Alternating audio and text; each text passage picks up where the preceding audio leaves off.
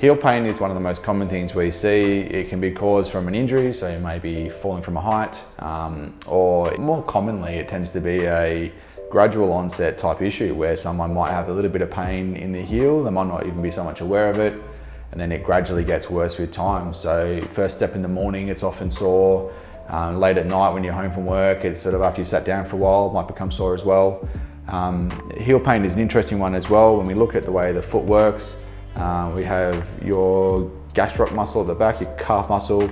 It comes down through the Achilles tendon, will attach into the bone of the heel, into the calcaneus, and then we look on the other side. So we get attachment here, and then underneath the heel we get the attachment of the plantar fascia as well. So there's a transition load point. As we walk through, we strike at the heel and we move it forward, and that force from when you stand or from when you walk is translated through, and so there's a lot of pressure moving through this part of the foot every time you walk, every time you stand, every time you jump, whatever you're doing. We need to think about in context of, as we doing different activities as well. We might be moving house, for instance. The box that we hold when we're moving house, that force from the box, that weight is translated through, and so the heel needs to deal with that.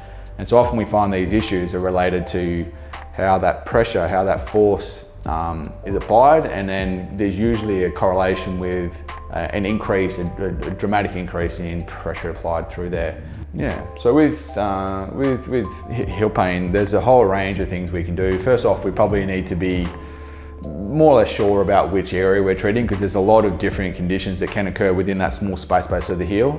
So often we'll send you for an ultrasound. We may send you for an MRI if we need to as well. X-rays may become part of that also.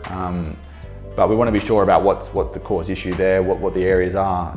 We'll also have a look at you walking, have a look at the alignment, the way your foot works when it's being used.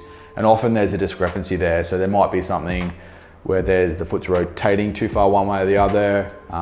There might be a range of motion issue.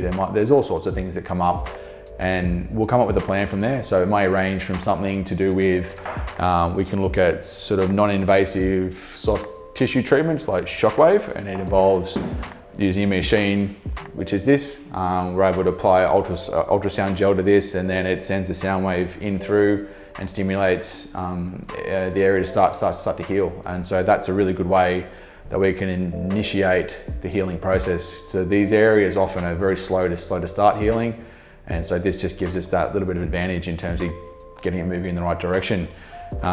We can also look at custom orthotics as well is often a big part of this too, because we want to look at it from the long-term perspective in terms of, let's offload the area, let's neutralize the forces that are causing it to become sore, but then also let's look at making sure that doesn't come back. So the best thing we can do is try to develop something, especially if we find something with the way that you're walking, we can develop something to really stop that and treat the long-term cause, and that's the goal. That's really what we're all about. So we can do short-term treatments like this, you can do long-term treatments, and we can also look at things like, issuing cam boots, like moon boots like this can be really effective in terms of reducing that pain first off as well. And so there's a whole range of treatment options that we can look at, and it's really about making sure we see you, make a decision, get the right information, and then make the right call on how to move forward.